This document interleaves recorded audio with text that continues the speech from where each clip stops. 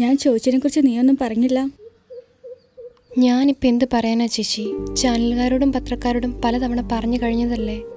നിനക്കുണ്ടായ ദുരിതത്തെപ്പറ്റി പറഞ്ഞ് പേരെടുക്കാനൊന്നുമല്ല. ഇത്രയും വലിയ പ്രതിസന്ധിയിലും പിടിച്ചു നിന്നതിൻ്റെയും മനോധൈര്യം ഈ ലോകത്തിന് മുഴുവൻ കാണിച്ചു കൊടുക്കണം. 2 വർഷം മുമ്പാണ് ഞാൻ സെബിൻചേട്ടനെ പരിചയപ്പെടുന്നത്.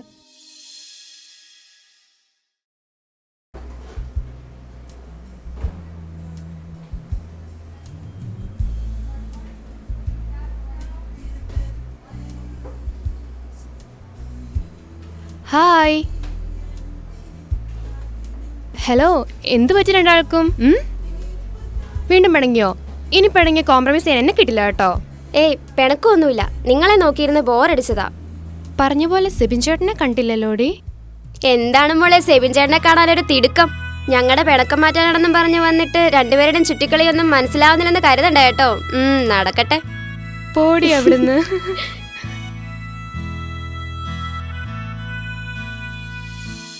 ശേ, ഇവനെ വിളിച്ചാലോട്ട് കിട്ടുന്നുമില്ലല്ലോ. ഇവനോടെ പോയി കിടക്കുവോ?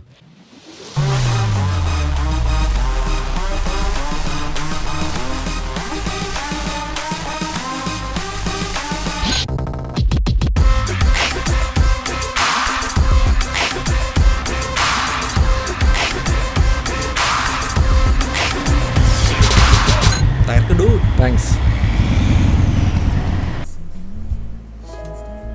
ആ അളിയാ, ദേ വന്നല്ലോ. എൻ്റെ പൊന്നളിയ വന്ന വഴിക്ക് വണ്ടി പഞ്ചറായി. പിന്നെ വേറൊരുത്തൻ്റെ വണ്ടിക്ക് ലിഫ്റ്റ് അടിച്ച് വന്നപ്പോഴത്തേനും ഒരല്പം താമസിച്ചും പോയി. എന്താ പരിപാടി? അതെ, അടിച്ചു പിരിയാൻ വേണ്ടിയിരുന്ന ഞങ്ങളെ കഷ്ടപ്പെട്ട് കോംപ്രമൈസ് ആക്കിയതിന് ട്രീറ്റ് തരാൻ വേണ്ടിയാണ് ഇവിടെ വന്നത്. എൻ്റെ പൊന്നളിയാ, ഇങ്ങനെ പോസ്റ്റ് ആക്കല്ലേ. മതി മതി മതി, എനിക്ക് നന്നായിട്ട് വിശക്കുന്നുണ്ട്. നമുക്ക് എന്തെങ്കിലും കഴിക്കാം.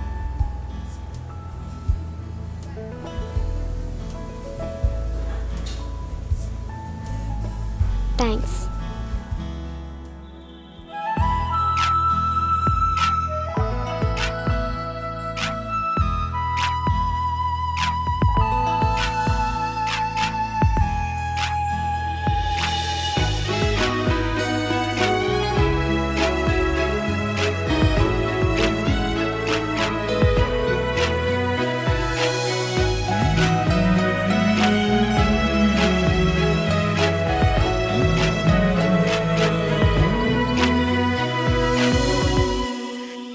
റീമ, നീ എപ്പോഴെങ്കിലും ആലോചിച്ചിട്ടുണ്ടോ നമ്മുടെ ഈ ബന്ധം നിൻ്റെ വീട്ടിലറിയുന്നതിനെക്കുറിച്ച്? പണവും പ്രതാപവും ഒന്നും ഇല്ലാത്ത എന്നെപ്പോലൊരു കീഴ്ജാതിക്കാരനെ കല്യാണം കഴിക്കാൻ നിൻ്റെ പപ്പയും ചേട്ടനും സമ്മതിക്കുമെന്ന് തോന്നുന്നുണ്ടോ? അവരുടെ ഒരു സമ്മതിച്ചാലും മമ്മി സമ്മതിക്കുമെന്ന് എനിക്ക് തോന്നുന്നില്ല. അതുകൊണ്ട് ഏത് നിമിഷം വേണമെങ്കിലും ഒളിച്ചോടാൻ തയ്യാറായിക്കോ. എൻ്റെ പേടിയുണ്ടോ? പേടിയൊന്നുമില്ല, പക്ഷേ മനസ്സിൽ കുറേ സ്വപ്നങ്ങളുണ്ട്. കുറേ പണം ഉണ്ടാക്കണം, നല്ലൊരു വീട് വെക്കണം, പിന്നെ വയസ്സായ ചാച്ചനമ്മയും പണിക്കൊന്നും വിടാതെ വീട്ടിലിരുത്തണം. ഇതിനിടയിൽ എന്നെ മറക്കല് കേട്ടോ.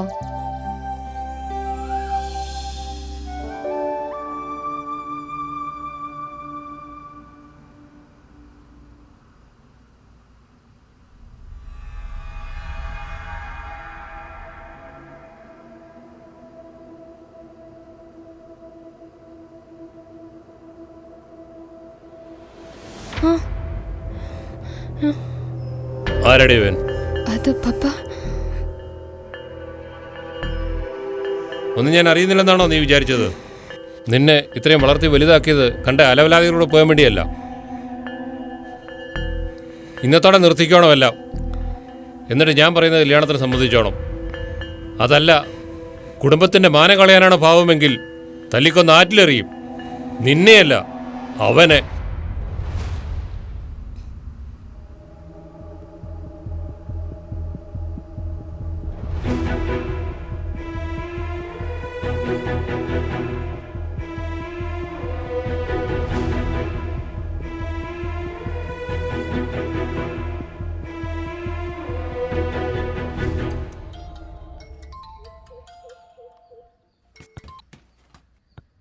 ഹലോ.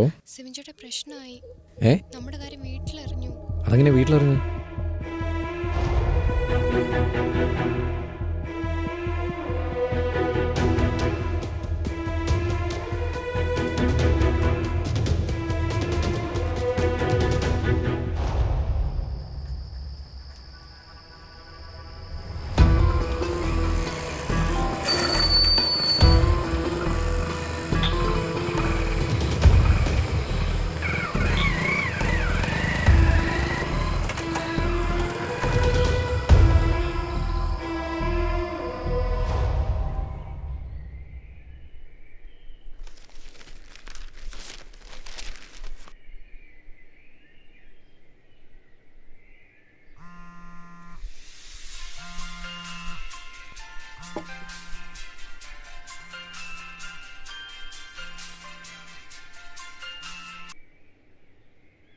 ഹലോ, ആരാ? എവിടെ? ആര് പറഞ്ഞു?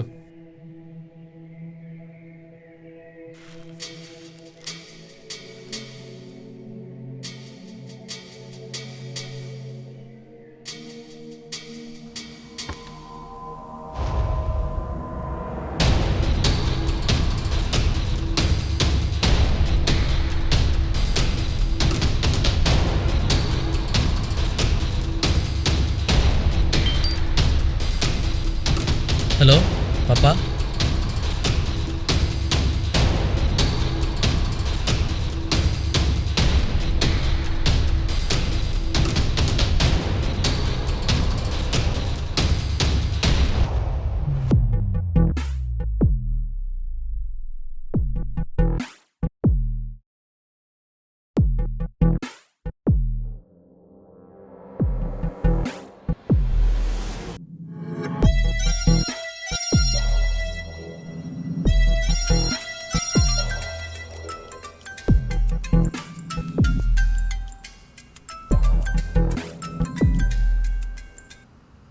Hello hello Johnny. ആശാനെ, ആശാന് കോൾ.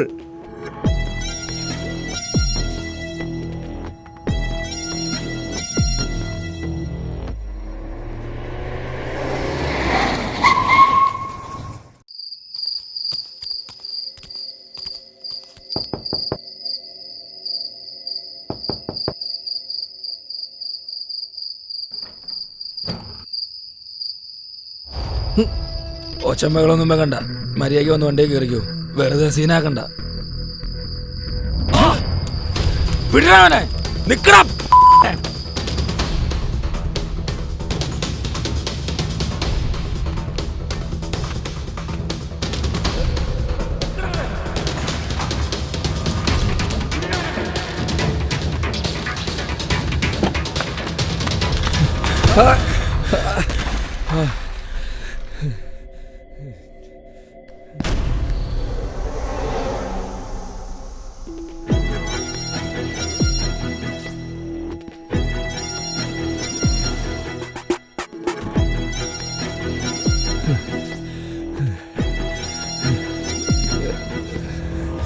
പ്രേമിക്കാനും കല്യാണം കഴിക്കാനും നിനക്ക് എന്റെ പെങ്ങളെ തന്നെ വേണം അല്ലടാ? നീ എന്താടാ ഞങ്ങളെ കുറിച്ച് വിചാരിച്ചത്? പൊന്ന മോനെ, നീയൊക്കെ ഏത് കാട്ടിക്കേറി ഒളിച്ചാലും വന്ന് പൊക്കിയെടുക്കാൻ വേണ്ടിയിട്ടാടാ ദേ ഇതുപോലുള്ളവന്മാരെ ചെല്ലും ചെലവും കൊടുത്ത് വളർത്തുന്നത്. പള്ളി കുർബാന നടക്കുമ്പോൾ ഒരുമിച്ച് മുട്ടുകുത്തും, ചിലപ്പോൾ കൈകൂപ്പി സ്തുതിയും തന്നിരിക്കും. അതിന്റെ പേരും പറഞ്ഞ് തറവാട്ടി പറന്ന പെണ്ണുങ്ങളെ വലവീശി പിടിക്കാൻ വന്ന റോട്ടിൽ കിടന്ന് ചാകേണ്ടി വരും കേട്ടോ നായിന്റെ മോനെ. നിങ്ങൾക്ക് എന്നെ കൊല്ലാൻ പറ്റുമായിരിക്കും, കാരണം നിങ്ങൾക്ക് പണം സ്വാധീനമുണ്ട്. പക്ഷേ ഞങ്ങളുടെ സ്നേഹം അതിനെ തകർക്കാൻ പറ്റിയല്ല, കാരണം ഞങ്ങൾ പ്രേമിച്ചത് ജാതി മതം നോക്കിയിട്ടൊന്നുമില്ല. തല്ലിക്കൊല്ലടാ ഈ നായിന്റെ മോനെ.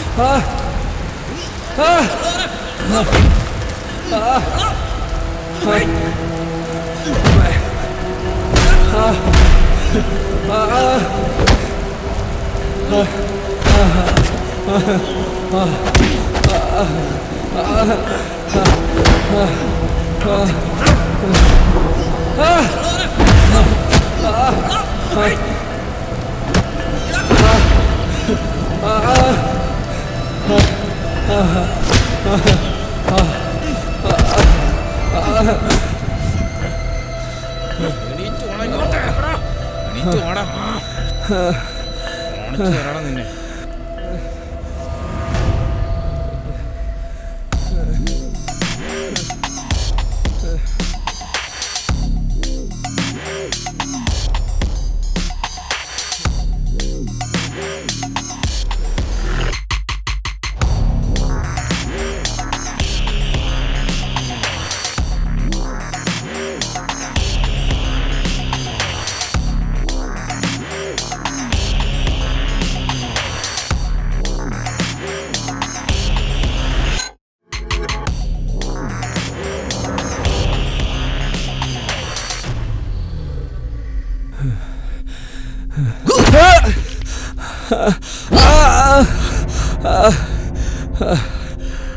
നിന്നോട് എനിക്ക് സഹതാപമുണ്ട്, പക്ഷേ ഒരു വർക്ക് ഏറ്റെടുത്താൽ അത് വൃത്തിയായിട്ട് ചെയ്തില്ലെങ്കിൽ പിന്നെ എനിക്ക് ഉറക്കം വരില്ല.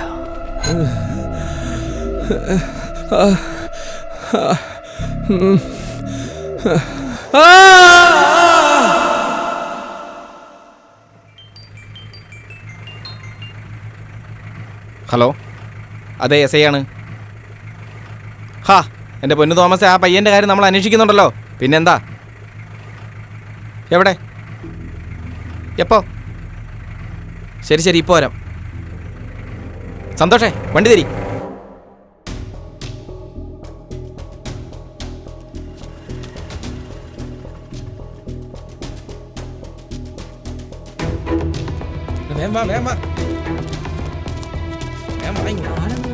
ഏത് വൈനാണത് അറിയോ?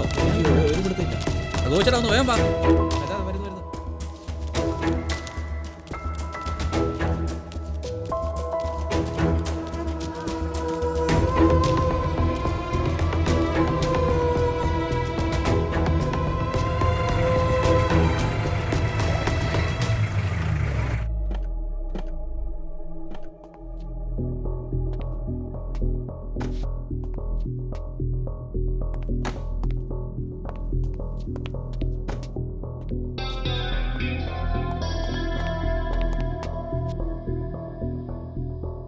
ഇതെവിടെ സാറേ?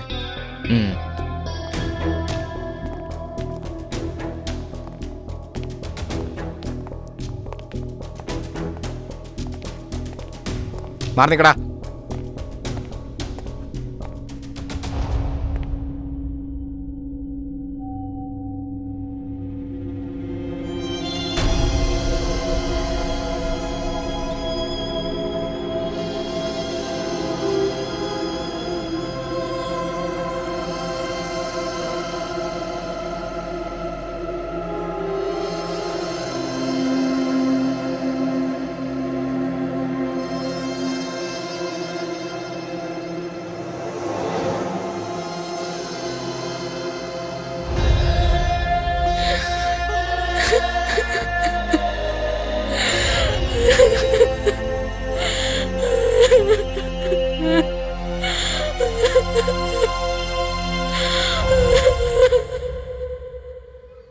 കരയരുതെന്നൊന്നും ഞാൻ പറയുന്നില്ല, പക്ഷേ കരങ്ങി തീർക്കാനുള്ളതായിരിക്കരുത് നിന്റെ ഈ ജന്മം.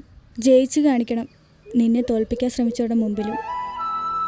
എനിക്ക് തോൽക്കാൻ പറ്റില്ല ചേച്ചി. ഞാൻ മൂലം തകർന്ന ഒരു കുടുംബമുണ്ട്, ഒരുപാട് അനാഥമായ ജീവിതങ്ങളുണ്ട്, പിന്നെ പൂർത്തിയാക്കാനാവാത്ത സിബിജേട്ടൻ്റെ കുറച്ച് സ്വപ്നങ്ങളുണ്ട്. എനിക്ക് ജീവിച്ചേ പറ്റൂ ചേച്ചി. മഴ വരുന്നുണ്ടെന്ന് തോന്നുന്നു. റീമ എങ്ങനെയാ പോകുന്നത്? ചാച്ചൻ വരും. സെബിൻ്റെ ചാച്ചൻ? അല്ല, എൻ്റെയും കൂടെ ചാച്ചൻ.